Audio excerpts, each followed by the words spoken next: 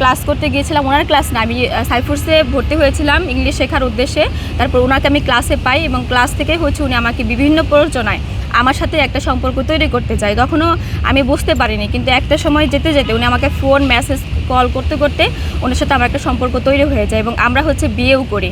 বিয়ে করে 10 মাস থাকি এবং উনি আমার বাসায় ঢুকে পড়ে। এরপর হচ্ছে আমাকে ধর্ষণ করে। আমি পরের দিন একটা মামলা দায়ের করি এবং ঠিক তার 2 দিন পর উনি অ্যারেস্ট হয়। আমার কাছ থেকে এ পর্যন্ত 15 লক্ষ টাকা নিয়েছে, ধাপে ধাপে, একবারে নেয় না, ধাপে ধাপে নিয়েছে, যেগুলোর ব্যাংক স্টেটমেন্ট আমার কাছে আছে। হাজব্যান্ড আদনান স্যার, মানে আব্দুল কুদ্দুস আদনান স্যার, ওনাকে নিয়ে কথা বলতে, এই যে হচ্ছে ওনার ছবি এবং এই যে এটা হচ্ছে, এবং এটা হচ্ছে কাবির নামা। আমাদের হচ্ছে বিয়েও হয়েছিল, 10 মাস সংসার করছি।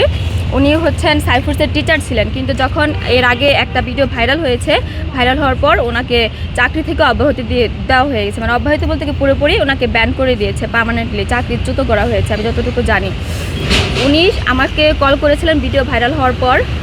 পরের দিন হচ্ছে দুপুরে আমাকে বলেছে যে আমি যাতে নিউজ চ্যানেলগুলো স্টপ করে দিই, যদি নিউজ চ্যানেলগুলো স্টপ করি উনি আমাকে নিয়ে সংসার করবে। আমি তাকে অ্যান্সার দিয়েছি যে আব্দুল কুদ্দুস আদনান, মানে আমার হাজব্যান্ডকে অ্যান্সার দিয়েছি যে আপনি আমার গ্রামে আসেন, আমার এলাকায় আসেন, সবার সাথে কথা বলেন, ফ্যামিলিদের সাথে কথা বলেন, তারপর কথা বলে আমাকে নিয়ে যান বা আমার সাথে সংসার করেন।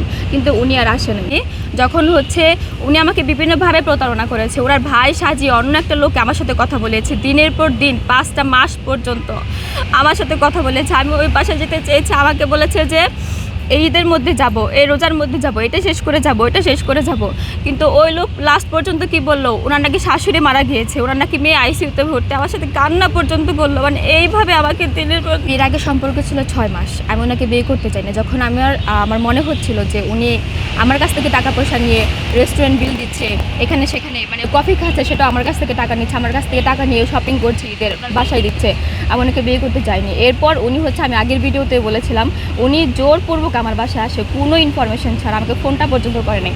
আমার সাথে ওনার 2 ঘন্টা আগে কথা হয়েছে, তখন উনি বলছেন আমি মানিকগঞ্জ যাই।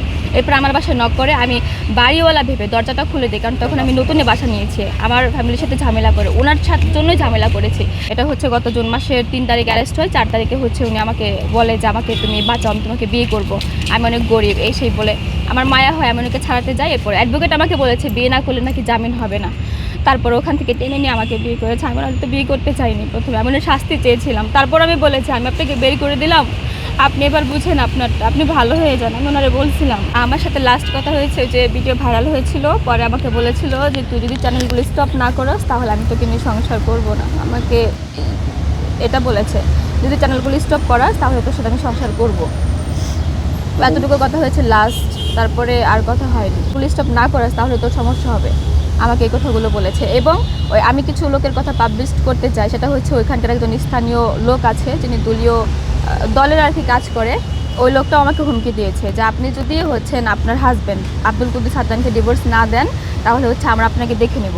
এবং আরেকটা লোক আছে, লোক বললে ভুল হবে, ওরই স্টুডেন্ট, পুরান ঢাকা শাখার স্টুডেন্ট ছিল, নাম হচ্ছে আরাবি, ও বিভিন্নভাবে স্যারকে শেল্টার দিচ্ছে। আরেকটা অ্যাডভোকেট আছে, ওনার স্টুডেন্ট, নাম হচ্ছে ওনার আশিক, উনিও মানে ইনডিরেক্ট ওনার পক্ষ নিচ্ছে এবং চাচ্ছে যাতে আমি ডিভোর্সটা দিয়ে দিই।